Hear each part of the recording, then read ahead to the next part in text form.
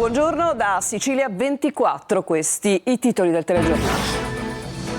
Atti sessuali su figlie minorenni, a denunciare l'uomo la sua ex convivente, madre delle due vittime, padre orco arrestato dai carabinieri di Sant'Agata di Militello nel Messinese. Siracusa è giallo sul clochard morto ieri mattina davanti alla stazione centrale. Un testimone parla di aggressione, la procura ha aperto un fascicolo e disposto l'autopsia. Pensionato trovato morto a Caltanissetta, non si esclude l'ipotesi omicidio. Continuano gli interrogatori della squadra mobile a familiari e vicini di casa, contrastanti le dichiarazioni fornite. Non sei sola, chiama il 1522, partita a Palermo la campagna dedicata al numero a supporto delle donne vittime di violenza. Molteplici le iniziative in Sicilia in vista del 25 novembre. Limitati gli spazi per la pesca, il settore è in crisi. Oggi è alicata la protesta contro l'estensione delle condutture per l'estrazione di gas da parte di Eni. Code e cantieri perenni, nessuna tregua per gli automobilisti che percorrono l'autostrada A18 Messina-Catania. Confconsumatori punta il dito contro il Consorzio Autostrade Siciliane. Il liceo classico ospedalieri è il migliore nella città di Catania, il primato secondo Eduscopio, la piattaforma digitale della Fondazione Agnelli. Calcio, vigilia del big match tra Avellino e Catania, tante assenze tra i rossazzurri, il Messina intanto è a un passo dalla cessione.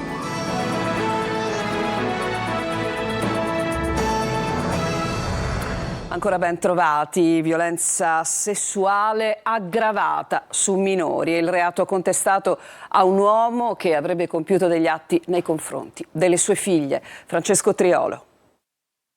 Una brutta storia quella che arriva dal comprensorio nebroideo e portata alla luce dai carabinieri della compagnia di Sant'Agata Militello. Un uomo già noto alle forze dell'ordine è stato arrestato con l'accusa di aver compiuto abusi sessuali sulle figlie minorenni. Il provvedimento è stato emesso dal GIP del Tribunale di Patti, che ha disposto gli arresti domiciliari. Secondo l'accusa l'uomo avrebbe abusato sessualmente delle figlie entrambe sotto i 14 anni e per obbligare le bambine ad assecondare le sue richieste avrebbe tentato di circuirle lamentandosi che gli mancava la compagna, nonché madre delle vittime, il tutto mentre palpeggiava le loro parti intime. Il provvedimento cautelare è il risultato degli esiti di un'indagine condotta dai carabinieri della sezione operativa della compagnia di Sant'Agata e della stazione di Naso coordinata dalla Procura della Repubblica dei Patti guidata dal procuratore Angelo Cavallo, un'indagine da cui sarebbero emerse responsabilità a carico dell'uomo dopo la denuncia presentata dalla madre delle due ragazze ed ex convivente lo scorso ottobre. Dalle indagini condotte anche attraverso le intercettazioni sono state documentate le presunte condotte illecite a partire dal 2021. A Siracusa è giallo sul clochard, trovato morto ieri mattina davanti alla stazione centrale. Inizialmente si pensava a un decesso per cause naturali, però poi le parole di un testimone hanno portato sulla pista del possibile omicidio. Sentiamo Francesco Aloi. Il giorno dopo alla stazione centrale di Siracusa è come se non fosse accaduto nulla. Qui ieri è stato trovato morto un clochard siracusano di 61 anni. Inizialmente si pensava ad una morte per cause naturali, ma adesso pare stia facendo strada la pista dell'omicidio. È stato trovato un clochard siracusano morto, pare sia stato ucciso. Lei lo vedeva qui? Da qualche giorno era là, posizionato nella panca che c'è all'ingresso della stazione, ma una persona calma, altro non saprei dire. Ma era solo? C'era qualcuno con lui? Erano due che dormivano là la notte. Dagli investigatori bocche serrate, ma secondo una testimonianza rilasciata da un altro senza tetto al quotidiano La Sicilia, l'uomo sarebbe stato picchiato. Loro dormivano qui. Lei fa il tassista, qui la sera com'è la situazione? Qua è tranquilla la sera, è capitato questa cosa e purtroppo sono cose che capitano nella vita, ma niente di che. Quindi non ci sono aggressioni o persone un po' poco raccomandabili? Assolutamente no, qua è un mortorio la sera. Tutto sarebbe accaduto nella notte tra mercoledì e giovedì. Il presunto aggressore avrebbe colpito entrambi i clochard, scagliandosi soprattutto sul 61enne, che sarebbe finito in ospedale per poi tornare qui. Calci e pugni, la richiesta di un cellulare scomparso, poi la fuga. Ma tutto questo secondo il testimone, che adesso dovrebbe aver lasciato la stazione e forse anche la città. E questo caso sembra colorarsi sempre più di giallo. La procura intanto ha aperto un'inchiesta. Omicidio o morte naturale? L'autopsia darà la risposta. Adesso andiamo a Caltanissetta, dove continuano gli interrogatori della squadra mobile per cercare di fare luce sulla morte di un anziano di 77 anni trovato in una pozza di sangue nella sua abitazione, con aveva una vasta ferita alla nuca. Rita Cinardi.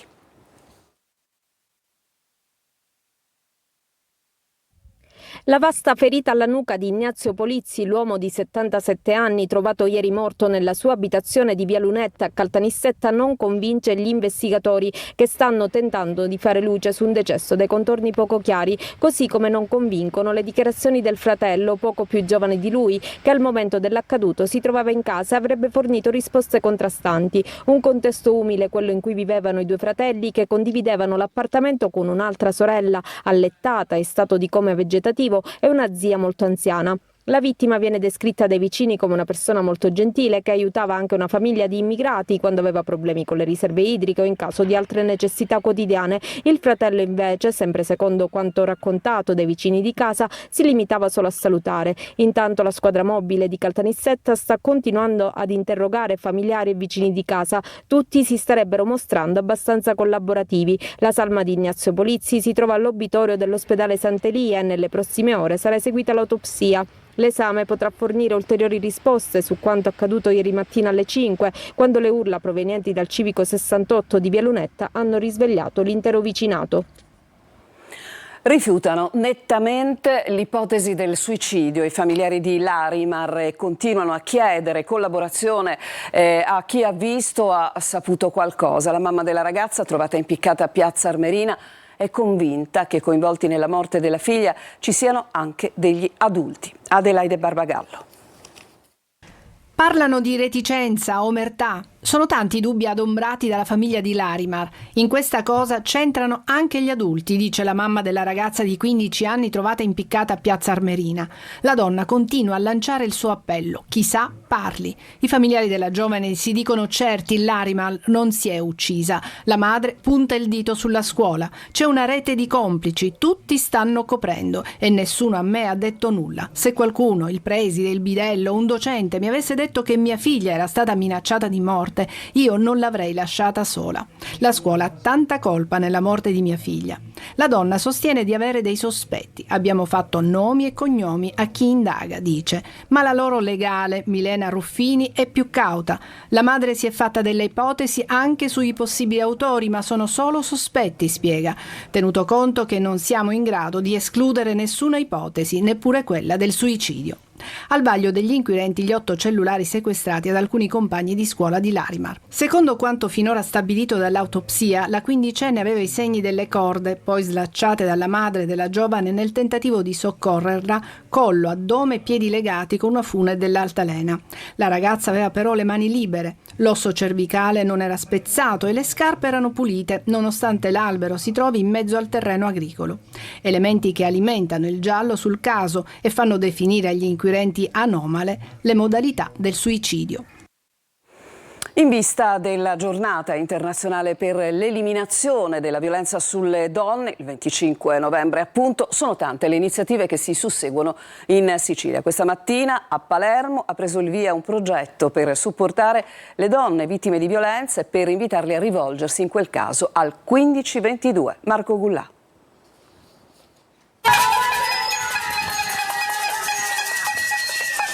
Ha preso il via questa mattina la campagna per la diffusione del messaggio «Sei vittima di violenza o stalking? Non sei sola. Chiama il 1522». Qui siamo in via Alcide De Gasperi a Palermo. Nella pensilina, dipinta di rosso, campeggia il messaggio per tutte le donne vittime di qualsiasi violenza. Un invito a denunciare. È un'iniziativa sicuramente significativa, nasceranno a Palermo, sono già nate con oggi 8 pensilline rosse in tutta la città di Palermo, una per ogni circoscrizione, che ricorderanno il valore delle donne contro ogni forma di violenza. Questa è la prima fase del progetto, perché appunto è la pensillina rossa col 1522 che è fondamentale diffonderlo in tutta la città, che verrà completata poi, dovremo completarla entro l'8 marzo, con le pannellature della storia delle donne palermitane che sono distinte in ambito civile e sociale. Nel progetto coinvolte scuole, associazioni e anche l'AMAT. La violenza di genere è un tema che va combattuto innanzitutto sul piano culturale, in cui ognuno di noi deve sentire questa come una battaglia di civiltà e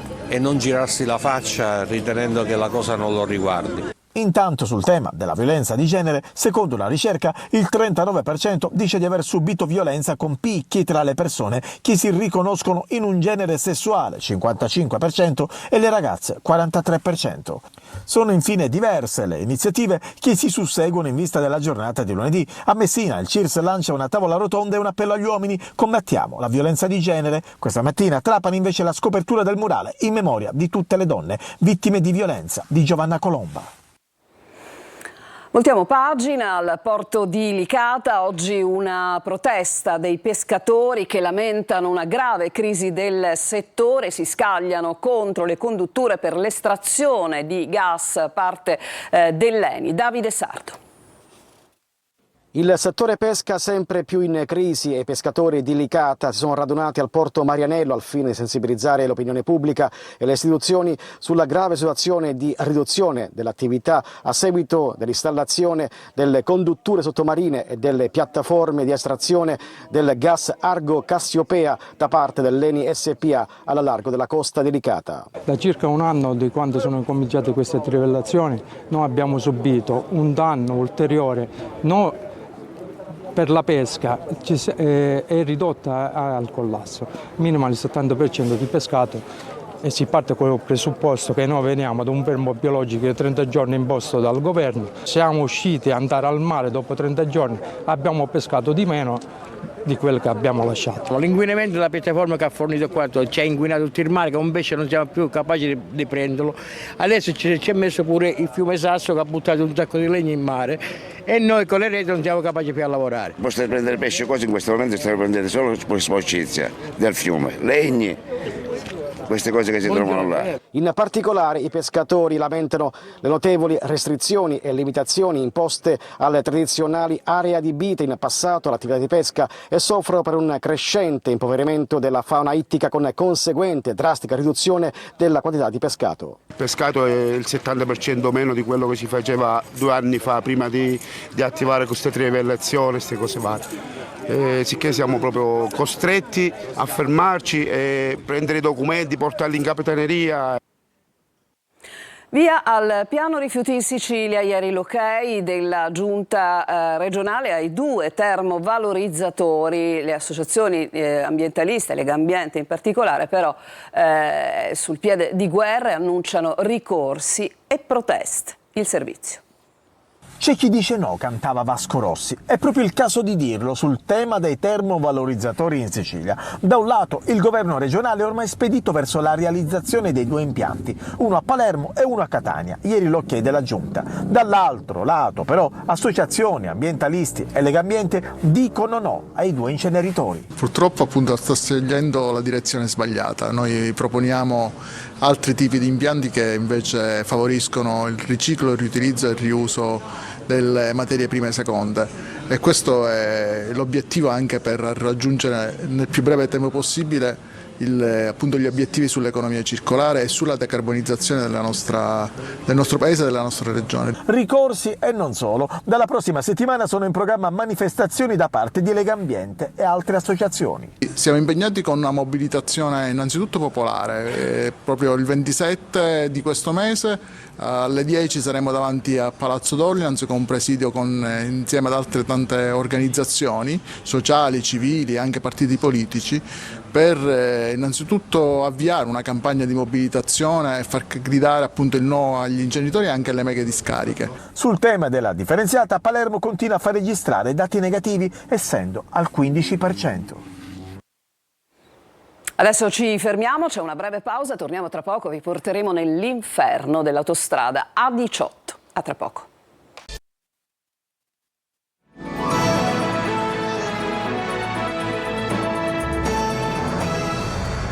Seconda parte del nostro telegiornale, code, rallentamenti e cantieri. Non c'è tregua per gli automobilisti che percorrono l'autostrada A18 Messina-Catania. Conf Consumatori punta il dito contro il consorzio Autostrade Siciliane, dice è arrivato il tempo dei risarcimenti. Il servizio è di Emanuela Corsi. Lunghe code, rallentamenti, lavori senza fine. L'autostrada A18 continua ad essere l'incubo degli automobilisti costretti a fare ore di fila per percorrere pochi chilometri. La colpa è dei cantieri infiniti che da mesi causano restringimenti in più punti dell'arteria viaria. Come se non bastasse a peggiorare le cose, le forti piogge che hanno flagellato nei giorni scorsi la Sicilia orientale hanno provocato voragini e ammalorato il manto stradale. Il risultato è che da giorni buona parte della carreggiata tra Fiumefreddo e San Gregorio è stata ristretta ad una sola corsia, costringendo così gli utenti a stare per ore in fila nelle ore di punta. Il consorzio è responsabile sotto un duplice aspetto. Innanzitutto perché per i cosiddetti lavori programmati non ha approntato per tempo un'idonea organizzazione che evitasse tutti i disagi che gli automobilisti hanno subito e stanno continuando a subire. Da un secondo punto di vista è responsabile perché in occasione delle piogge degli ultimi giorni non è stato in grado di approntare degli interventi immediati e risolutivi. Diversi automobilisti segnalano pochi operai o peggio restringimenti senza operai al lavoro. Interruzioni e deviazioni a singhiozzo che vanno avanti da mesi, come le polemiche che ancora non si spengono dopo gli allagamenti avvenuti lungo l'autostrada. L'accumulo di acqua sul manto stradale ha reso pericolosa la circolazione, mettendo a repentaglio l'incolumità dei viaggiatori rimasti in un pantano.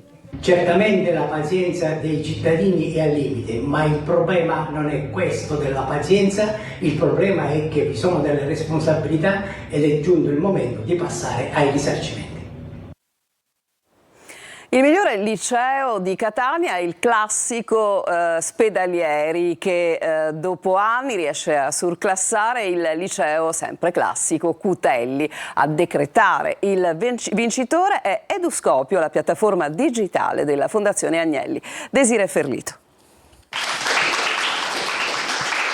Il miglior liceo di Catania è il Nicola Spedalieri, che dopo anni sorpassa notevolmente il liceo Mario Cutelli. Perché ha vinto sempre il Cutelli e voi avete vinto solo quest'anno? Perché magari non si è visto cosa facciamo attivamente, perché comunque siamo una scuola che ha molte opportunità e offre molte opportunità e ad oggi almeno si sono dimostrate quelle che effettivamente svolgiamo. A decretare il vincitore è Eduscopio, la piattaforma digitale della Fondazione Agnelli che aiuta i ragazzi e le famiglie a capire quali sono gli istituti che preparano meglio agli studi universitari o al lavoro. Come abbiamo visto, per Manzoni la figura del mercante, ma in realtà appunto sappiamo che Manzoni era del tutto ironico. Va bene così. Professoressa, voto. Bene, ottimo. Ok. Ovvero la media dei voti e i crediti ottenuti, normalizzati in una scala che va da 0 a 100. Tra i licei scientifici spicca il Galileo Galilei, seguito dal Principe Umberto di Savoia. Il liceo Spedalieri di Catania ogni anno si trova costretto a non poter accettare le numerose richieste di iscrizioni dei ragazzi, che superano nettamente la capienza massima dell'istituto. Eduscopio dà la possibilità così a famiglie e studenti che devono scegliere l'istituto superiore di avere un monitoraggio e una valutazione che segue criteri molto rigorosi e legati a dati oggettivi. Da questa scuola in campo universitario noi abbiamo tante scelte che possiamo fare. È una bella scuola, ci sono molti corsi, soprattutto corsi di autodifesa. In questi 4 anni che mi trovo all'Ospedalieri comunque è stata veramente un'ottima scuola e questa scelta la rifarei altre 1000 volte. Vincerete anche l'anno prossimo? Secondo me sì. Ci fermiamo ancora, poi il calcio. A tra poco.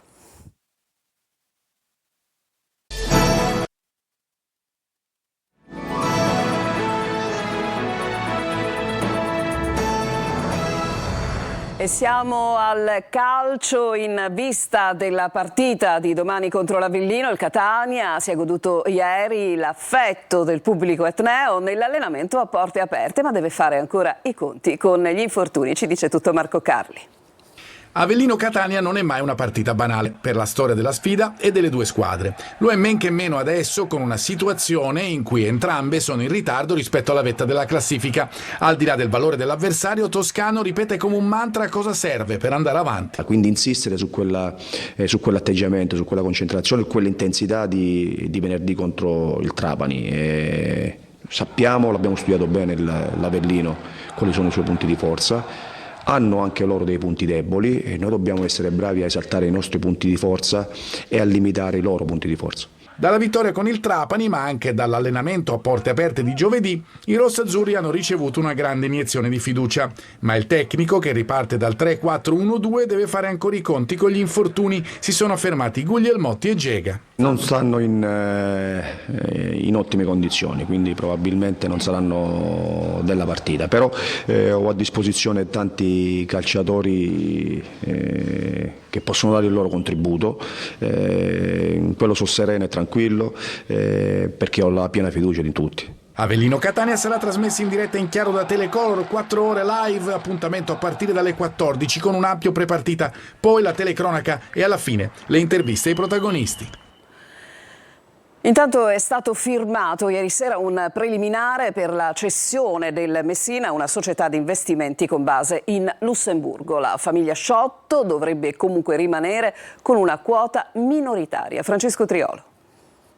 Il Messina potrebbe essere ad un passo dalla cessione. In questo studio notariere del centro, ieri a tarda serata è stato siglato un accordo preliminare di vendita delle quote dalla famiglia Sciotto alla società lussemburghese AAD Invest Group. È il primo passo concreto verso la cessione. Il presidente Pietro Sciotto, accompagnato dai suoi consulenti, ha trovato l'intesa con i rappresentanti della cordata lussemburghese da mesi in trattativa per rilevare il club. Il prossimo step sarà il passaggio ufficiale delle quote, che avverrà o dovrebbe avvenire nei prossimi giorni, ed è probabile che Sciotto resti comunque in società con una quota di minoranza. La AAD Invest Group è una società fiduciaria di un fondo americano e proprietaria di altri club calcistici in Europa, uno dei quali il Deinze, seconda serie belga, fondata nel gennaio del 2024 e rappresentata anche a Messina durante le trattative dal CEO Doudou Cissé, con un capitale sociale di 12.000 euro. Spulciando le notizie che arrivano dagli organi di informazione belgi,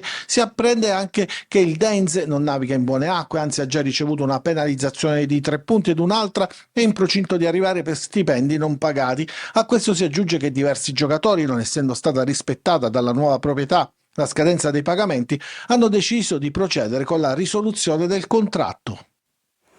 Oggi alle 14.30, quindi tra pochissimo, torna Preview su Telecolor, fari puntati sul big match di domani fra Avellino e Catania, con diretta in chiaro sulla nostra emittente. Nella trasmissione condotta da Marco Carli si affronteranno tutti i temi della partita del Partenio. Ascolteremo in modo più ampio le parole di Toscano in conferenza stampa e daremo le ultime sulle altre siciliane di Serie C, Messina e Trapani. Dunque appuntamento a tra pochissimo. Sicilia 24 dunque finisce qui, il prossimo spazio dedicato al nostro telegiornale su Telecolor alle ore 19. A tutti un buon pomeriggio.